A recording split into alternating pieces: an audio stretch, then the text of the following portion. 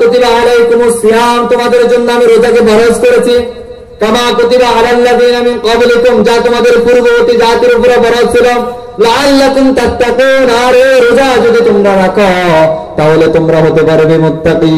সুবহানাল্লাহ। সেই রমজান মাস আমাদের জন্য আসতেছে, এমন একটি মাস, এমন একটি গুরুত্বপূর্ণ মাস আমাদের কাছে আসছে। রাসূল বলেন, মান সামা রমাদান মিন আউয়ালিহি ইলা আখিরিহি খারাজা মিন যুনুবিহি কায়াউমি ওয়ালাদাতহু উম্মুহু, যে ব্যক্তি রমজানের প্রথম থেকে শেষ পর্যন্ত রোজা রাখলো, আল্লাহ তাআলা তাকে সেই দিনের মতো নিষ্পাপ করে দিবেন যেদিন সে তার মাতৃ উদর থেকে প্রসব হয়েছে। সুবহানাল্লাহ।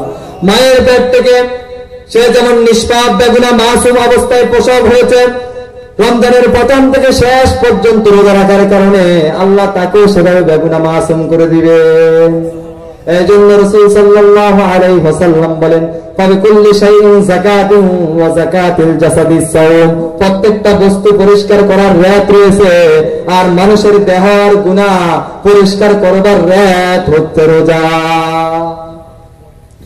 এই জন্য নবী মুহাম্মদুর রাসূলুল্লাহ সাল্লাল্লাহু আলাইহি ওয়াসাল্লাম বলেন, হাদিসে কুদসিতে স্বয়ং আল্লাহ তাআলা বলেন, as-সাওমু লি, রোজা হচ্ছে আমার জন্য, ওয়া আনা আজজি বিহি, উহার জাযা, উহার প্রতিদান, উহার পুরস্কার স্বয়ং আমি আল্লাহ নিজেই দিব। সুবহানাল্লাহ।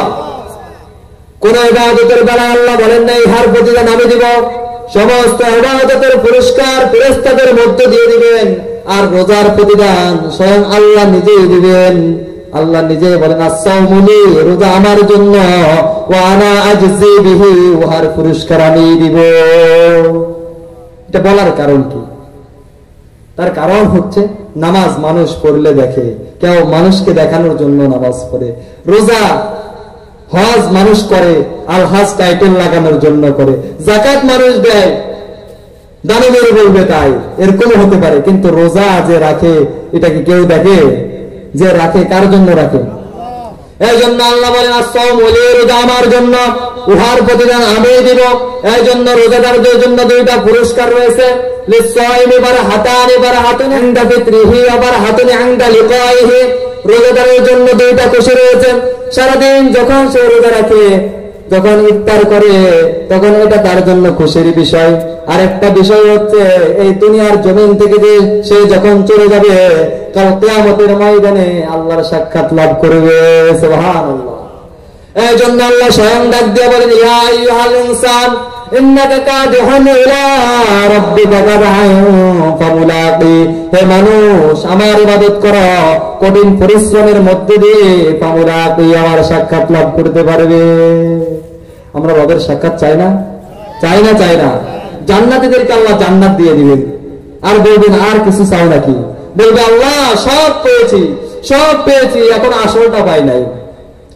এই দুনিয়ার জমিনে যার ইবাদত করতাম, যার গোলামি করতাম, যার দাসত্ব করতাম, আল্লাহ যাকে না দেখে ইবাদত করতাম, ও আল্লাহ সে আল্লাহকে একবার দেখতে চাই।